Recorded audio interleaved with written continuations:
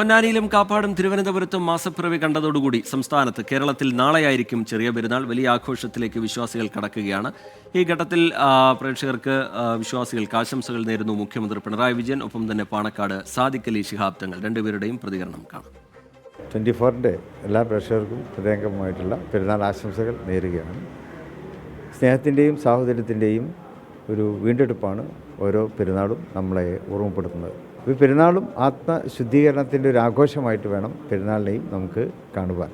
സ്നേഹം കൊണ്ടും സാഹോദര്യം കൊണ്ടും വിരുന്നൂട്ടുക എന്നുള്ളത് തന്നെയാണ് ഓരോ പെരുന്നാളും നമുക്ക് മുമ്പിൽ വയ്ക്കുന്ന ഏറ്റവും വലിയൊരു സന്ദേശം എന്നുള്ളത്. ഇന്ന് സമൂഹം നേരിട്ടുകൊണ്ടിരിക്കുന്ന കടുത്ത വെല്ലുവിളി ലഹരിയുടെയും അതുപോലെ മയക്കുമരുന്നിൻ്റെയും അമിതമായിട്ടുള്ള ഉപയോഗം, അതിലൂടെ സമൂഹം നേരിട്ടുകൊണ്ടിരിക്കുന്ന കടുത്ത വെല്ലുവിളികൾ, അരാജകത്വങ്ങൾ, അക്രമങ്ങൾ,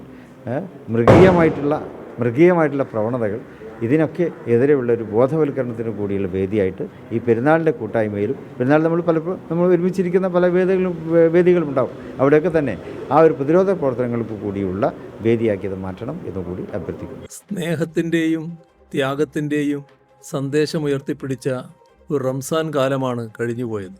മറ്റുള്ളവരുടെ ദുഃഖങ്ങളിലും ക്ലേശങ്ങളിലും സാന്ത്വന സ്പർശമായി മാറുന്ന ഉന്നതമായ മാനവികതയുടേതാണ് റംസാൻ. വേർതിരിവുകളില്ലാതെ ലോകമെമ്പാടുമുള്ളവർ ഈദ് ആഘോഷങ്ങളിൽ പങ്കുചേരുകയാണ്. പരസ്പര വിശ്വാസത്തിലും സാഹോദര്യത്തിലുമൂന്നിയ സാമൂഹിക ബന്ധങ്ങളുടെ തിളക്കമാണ് ഈ ആഘോഷങ്ങളുടെ പ്രധാന സവിശേഷതയെന്ന് കാണാം.